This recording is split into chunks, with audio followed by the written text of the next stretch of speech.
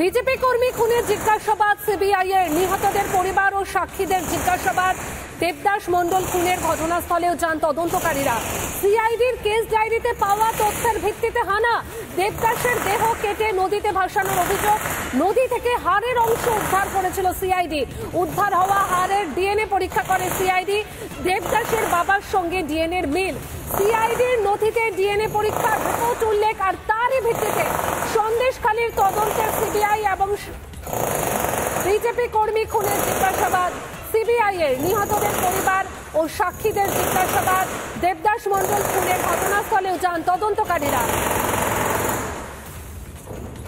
CBI তদন্তভার হাতে নিতেই কিন্তু বিস্ফোরক এক একটা তথ্য সামনে আসছে, যেখানে সাক্ষীরা অভিযোগ করছেন যে তাদের কাছে কোন রকম জিজ্ঞাসাবাদ করেনি সিআইডির আধিকারিকরা।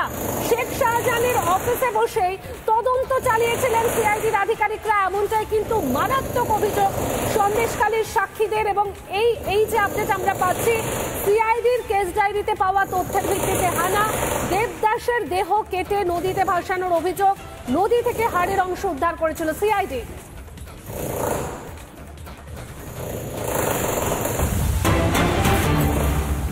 সন্দেশখালীতে 3 বিজেপি কর্মী খুনের তদন্তে তৎপর সিবিআই। সিআইডির চার্জশিটে একাধিক গরমিল। সাক্ষী হিসেবে ভুয়ো নামের উল্লেখ। চার্জশিটে উল্লেখিত ব্যক্তিদের জিজ্ঞাসাবাদ সিবিআই এর। সাক্ষী হিসেবে একাধিক ব্যক্তির নাম চার্জশিটে। সাক্ষীদের অনেককেই জিজ্ঞাসাবাদই করেনি সিআইডি।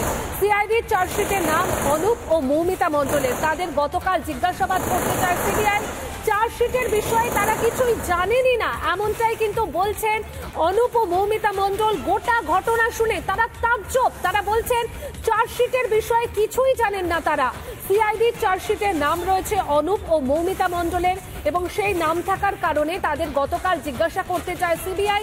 চার্জশিটের বিষয়ে কিছুই জানেন না তারা, এমনটাই কিন্তু বলছেন। গোটা ঘটনা শুনে তারা তাজ্জব হয়ে গেছেন অনুপ ও মৌমিতা মণ্ডল।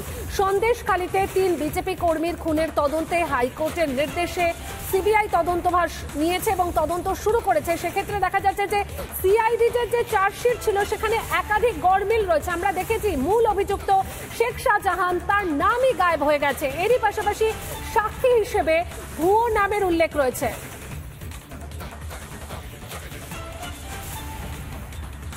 আদতে তাদের সঙ্গে এসে সিআইডি কি কোনোদিন কথা বলেছে? তাদের নাম কিভাবে সিআইডি চার্জশিটে উঠে এলো? আমার সঙ্গে সরাসরি দুজনেই রয়েছে। আমি প্রথমেই যাবো মৌমিতা মণ্ডলের কাছে। মৌমিতা দেবী, আপনার নাম সিআইডির চার্জশিটে উল্লেখ করা হয়েছে, কিন্তু সিআইডি আপনার সঙ্গে এসে কোনোদিনও কোনো কথা বলেছে 2019-এর ঘটনার পরে? না না, কোনোদিন আমার সঙ্গে কোনো কথা হয়নি ওনাদের। কোনোদিন কথা হয় না? আচ্ছা, আপনি কি জানতেন যে আপনার নামটা সিআইডি চার্জশিটে রয়েছে? না, আমি কোনোদিনই জানতাম না। কবে জানতে পারলেন? কালকে শুক্রবার দিন যখন আসলো, হ্যাঁ, তখনই জানলাম যে চার্জশিটে আমার নাম আছে। আচ্ছা, কারা জানালো সেটা? সিবিআই জানালো। সিবিআই জানালো। সিবিআই এসে কথা বলেছিল? হ্যাঁ, কাল কথা বলেছিল। আচ্ছা, কি বলেছিলেন তারা? কাল বলেছিলেন যে গন্ডগোলের সময় আমি এখানে ছিলাম কিনা, আমি কোথায় ছিলাম, পুলিশের সঙ্গে কথা হয়েছিল কিনা, বা কোনো সিআইডির সঙ্গে কথা হয়েছিল কিনা জিজ্ঞাসা করেছিল, কিন্তু আমি বলেছিলাম যে না, আমার সঙ্গে কোনো কথা হয়নি ওনাদের। আচ্ছা, সিআইডি তার মানে এখানে কোনো আসেই না, এখানে কোনোদিন আসেনি। আপনার সঙ্গে কথাও বলে? সঙ্গে কোনো, কিন্তু তাদের চার্জশিটে আপনার নামটা জলজল করছে। হ্যাঁ, সেটা কিভাবে? তাহলে তদন্তটা কিভাবে এগোলো যেখানে আপনার সাথে কথা হয়নি, আপনার নাম তারা জানতে পারলেন, অথচ আপনার নামটা চার্জশিটে উল্লেখ রইলো? শেখ শাহজাহানের অফিসে গিয়ে ওর নামটা ওরা দিয়েছিলেন। ওরা কি গোটাটাই পূর্ব পরিকল্পনা? হ্যাঁ হ্যাঁ, পুরোটাই পরিকল্পনা ছিল। যাবো অনুপ বাবুর কাছে। অনুপ মণ্ডল এলাকার বিজেপির সক্রিয় কর্মী, এবং এই অনুপ বাবুর কাছে একটু কথা বলবো। অনুপ বাবু, আপনার নামও চার্জশিটে উল্লেখ রয়েছে, কিভাবে? আপনার সঙ্গে কি সিআইডি কোনোদিন কথা বলেছিল তদন্তের সময়? না, আমার সঙ্গে সিআইডির কোনো কথা হয়নি। আমি জানতাম না আমার চার্জশিটের নামটা গেল কি করে, আমি কোনোদিনই জানতাম না। সিবিআই আসার পরের থেকে আমরা জানতে পারলাম আমাদের নাম চার্জশিটে আছে বয়ান হিসাবে।